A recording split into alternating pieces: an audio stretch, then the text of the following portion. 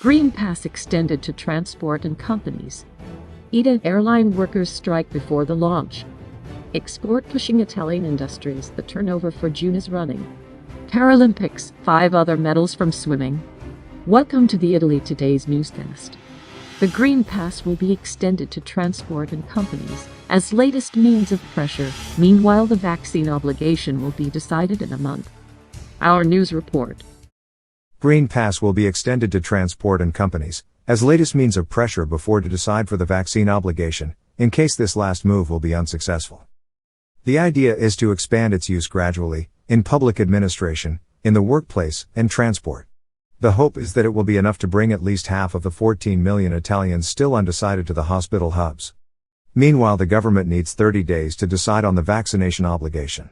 The government is preparing the battle in September with a 2-step plan, necessary to bring 90% of coverage for over 12s as close as possible. The first, to strengthen the Green Pass already in the coming weeks, extending it to public employment, to local transport and especially to private workplaces. The second, assess at the beginning of October whether it really becomes necessary to impose immunization for the entire population by law. At the moment, the option is considered as last means, because first, in fact, a new acceleration will be required in the field of the vaccination passport. To convince at least half of the 14.5 million that are still missing. It would already be a miracle to be able to convince half of it. Another 7 to 8 million are considered substantially no-vax or in any case not enlistable in the campaign, but immunizable only in the case of obligation. Roberto Speranza, like Democratic Party and Forza Italia Party, are in favor. The Movimento 5 Stelle would not object. Matteo Salvini's obstacle remains. As usual, Mario Draghi will decide pragmatically. And he will do it by first exploiting the other means available as the extension of the Green Pass. This is a median solution on which the Lega will hardly be able to get in the way. The sectors on which the government is working informally are 3. The first is that of public employees. There are over 3 million people. The government's goal is to bring them back to work in office, closing the era of home working, also in order to improve the services provided to citizens. To do this, it is planned to introduce the vaccine passport for them, probably making it come into force from October. The alternative to the vaccine would be inconvenient and expensive, a swab every 48 hours. It's not all. The other sensitive dossier concerns the workplace. On the model of what is happening in the United States, efforts are being made to introduce the Green Pass also in private sectors that provide for cohabitation indoors for employees. It is unlikely that the unions will get in the way, also because most of the associates have already immunized themselves. Finally, the chapter on local public transport. The government excluded it from the Green Pass in the August provision, leaving time for commuters to adapt. But this exemption is destined to last very little, even if the minister Enrico Giovannini has long argued that the protocols and the limited duration of travel on buses and metro make the infection on board complex. The announcement of new measures, which will become law within a few weeks, will give a boost to vaccination. Then, in October, it will be time to evaluate the obligation. Talking about it first would not make sense. Italy does not currently have a sufficient number of doses available to immediately cover the 14.5 million that are missing. At the end of September, it is estimated that Italy will boast 44 to 45 million vaccinated people, equal to about 83% of the total. The workers of the ITA airline are already in strike just before the launch because the new company are not employing all the former workers from the failed Alitalia. The Italy Today report. The launch of ITA airline will be not easy, because workers are already in strike, before that the first flight takes off. From today, the new Italian airline, ITA, can start selling tickets for flights that will start next October 15, the official day of its launch. It was established on the ashes of Alitalia, the symbol of the economic errors and failures of the Italian state. ITA in fact was established already on strike. Because it will leave on October 15 but next September 24 its employees will already strike, involving all those in the aviation sector. To tell the truth, while ITA was still an embryo it already went on strike a little, because on the 5th of August the Alitalia customer service staff abstained from work against ITA, which being a new company, albeit public, had decided to make a tender to offer that service instead of charging the 600 Almaviva employees who carried out that service from Sicily. It is probably a world record that of a company that has already struck twice before even letting out its first operation and being established. It is the worst sign of continuity with the worst history of Alitalia, and it is not the only one. Because ITA was formally established on the 11th of November 2020 in Rome, and has already lost €1 million in its first financial statements for a month and a half of operation despite having only 32 employees in charge. In 6 months it has already changed 2 top managers, given that the first president, Francesco Caio, is no longer such, replaced by Alfredo Altavilla. 2 strikes, $1 million loss and 2 presidents during the embryonic stage of the business. Yet the unions know very well that ITA is an extreme solution found in order not to definitively bury the flag on the side of some aircraft, because Alitalia had been technically bankrupt for some time and no longer resurrected. Had it not been for COVID and the great economic depression that followed, the history of air transport in Italy would have ended definitively last year. Instead, the EU has loosened some rigid links of competition rules and turned a blind eye and perhaps more, letting the establishment of ITA under the control and with the money of the Treasury as long as there was no formal continuity with the insolvent Alitalia, nor with the old administration, nor with the company now to be liquidated, the Alitalia Cityliner. The business plan of the new company had been known to everyone for some time. ITA will start with 2,800 employees, of which 1,550 on board. If business will increase, the business plan foresees that workers will rise to 5,750 in 2025, that is to say in its 4th year of operation. Therefore it will not be able to absorb the employees of the old Alitalia, which are double the maximum figure imagined.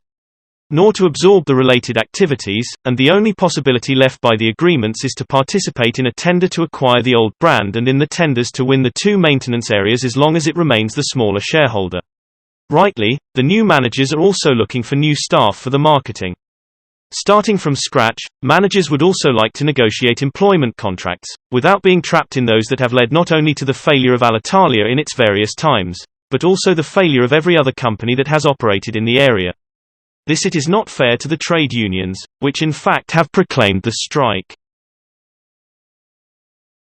Good news for the Italian economy. The export is pushing the Italian industries, and the turnover for June is running fast, also compared with the pre-pandemic times.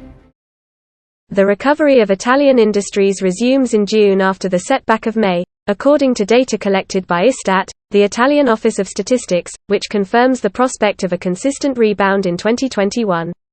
Positive signs therefore, even if in recent times they are making signs of a slowdown, partly because of the uncertainty linked to the Delta variant which prevents the pandemic from being definitively put behind us, and partly because the slowdowns on global supply chains continue to risk hindering the recovery.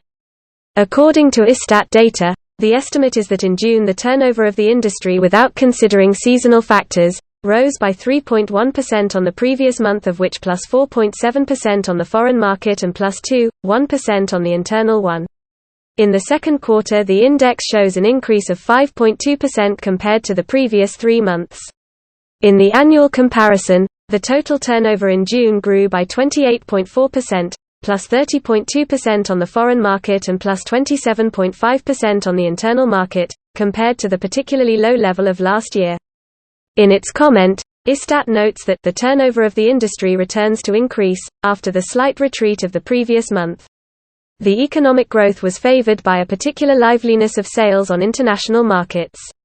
The seasonally adjusted industrial turnover relating to the foreign component has marked an all-time high, rising to the highest levels since the beginning of the historical figures in January 2000.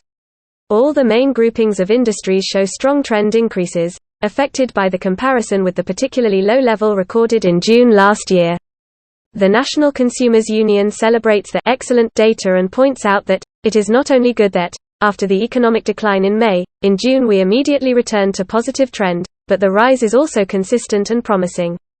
According to the calculations of the Consumers Association, if we compare today's turnover with that of February 2020, the last pre-lockdown month, it is 8.4% higher, while compared to January 2020, the last pre-pandemic month, is higher than 6.3%.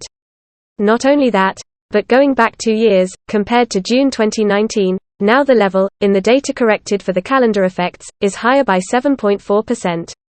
Looking at the industrial sectors, in the Istat data in June the seasonally adjusted indices of the turnover mark conjunctural increases for all the main sectors: energy, plus 6.0%, intermediate goods, plus 5.0%, consumption, plus 2.6%, capital goods, plus 0.3%. As regards the indexes corrected for calendar effects referring to the main groupings of industries, there are marked trend increases for all sectors, plus 54.3% energy, plus 35.4% intermediate goods, plus 31.0% capital goods and plus 14.1% consumer goods, that is plus 26.4% non-durable goods and plus 11.6% durable goods. With reference to the manufacturing sector, there are trend increases for all sectors of economic activity, with the exception of the pharmaceutical industry, with an almost zero change, minus 0.1%. At the Paralympics, Italy wins 5 other medals from swimming. Pixardo gives an encore gold. Raimondi triumphs in the breaststroke. Another great day for Italy at the Paralympics in Tokyo, with other 5 medals. Second title for Bocciardo, the 27-year-old from Genoa, after the one he won in the 200 meters. The Veronese Raimondi wins the 100 breaststroke, category S9. Silver medal for Luigi Beggiato in the 100 SLS4 and Carlotta Gilli in the 100 backstroke, category S13. Monica Baggioni as bronze medal in the 100 meters, category S4. Swimming continues to give Italy medals at the Tokyo Paralympics. 5 in the first day of competition, 5 also in the second. The medal table reads 4 golds, 3 silvers and 3 bronzes. Francesco Bocciardo, who yesterday had triumphed in the S5200 freestyle, repeated himself by winning the 100 freestyle. In 1 minute 09 seconds and 56 hundredths of a second, he preceded the Chinese Wang Liqiao and the Brazilian Daniel de Faria Dias. We did it, and today I didn't really hope, it was even more difficult than the 200. I had to exploit my characteristics, pass strong and try to close even harder. My coach asked me to believe it. He told me, "Let's try." I can't be happier than this. If this is a dream, please don't wake me up, said the 27-year-old from Genoa at the end of the match. The 4th gold is signed by Stefano Raimondi, who after yesterday's 4th place in the 50 freestyle redeems himself by winning the 100 breaststroke, category S9. The Azzurro dominates from the first to the last stroke and touches ahead of the Russians Artem Isayev and Dmitry Bartosinsky. Did I win the gold? I still have to realize it. If I think about it, I get goosebumps. I wait to get on the podium to enjoy it to the fullest. The first words of the Veronese to Rai after the victory. Yesterday's 4th place was really sad. I thought about it all night. This morning we didn't do the tournament and I had only one chance to win. It turned out a good time, I'm happy. 2 silvers and a bronze also come from the swimming. Luigi Beggiato is second in the 100 freestyle, category S4. Silver also for Carlotta Gilli in the 100 backstroke S13. After the 3rd place in the 200 S5 freestyle, Monica Baggioni is bronze also in the 100 SL category S4.